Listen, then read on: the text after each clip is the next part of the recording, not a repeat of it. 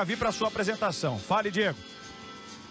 Só para falar como é que aconteceu a saída aqui da Lohane, o Chico deu um abraço nela, depois a Irina veio também dar um abraço para confortar a atleta. Ela está aqui segurando o choro, né, mais firme e forte, para daqui a pouco ver a Rebeca em ação. 11.600 foi a nota da Lohane. Oliveira, nós vamos juntos com a Rebeca. Agora o Brasil inteiro vai com você, Rebeca, para confirmar a sua vaga olímpica.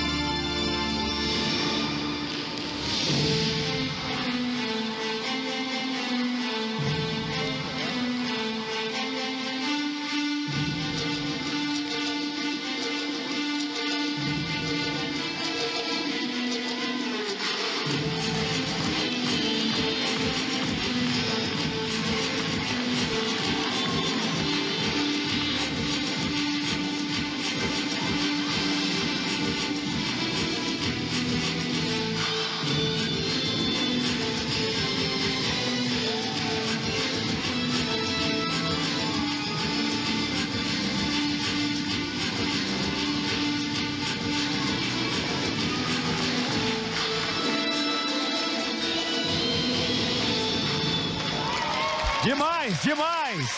Rebeca Andrade, para se tornar cada vez mais a favorita para conquistar o individual geral nesse campeonato pan-americano, tornando o sonho quase uma realidade. É sempre bom a gente frisar, né, que nós teremos ainda uma última subdivisão pela frente, com dominicanas, peruanas, panamenhas e uma ginasta da Venezuela competindo, para que só então a gente tenha a posição final da Rebeca Andrade. Mas pelo que ela tem apresentado, Daiane Sasaki, difícil, hein? Muito difícil dela perder essa vaga. É uma explosão, né, gente? Explosão ali de ousadia, né? Juntando aí a música erudita com o funk, tudo a ver com o Brasil. O seu baile de favela, trazendo toda a ginga aí da Rebeca. Malemolência, né? Malemolência, segurou ali na primeira passada, sobrando, né? Sobrando potência, segurou até o último para não sair do solo. Muito bom, Rebeca. Muito bom rever a Rebeca de volta, as competições tão bem. E eu tô muito feliz porque, Jader, ela treinou tanto, ela se dedicou tanto. E não foi fácil, né? Ali depois da recuperação da cirurgia e o abraço no Chico, que é o treinador da Rebeca, né? Um abraço longo ali deles, porque é a vitória dos dois. Muito bom. Parabéns pro Rony Ferreira, que fez todas as coreografias do solo.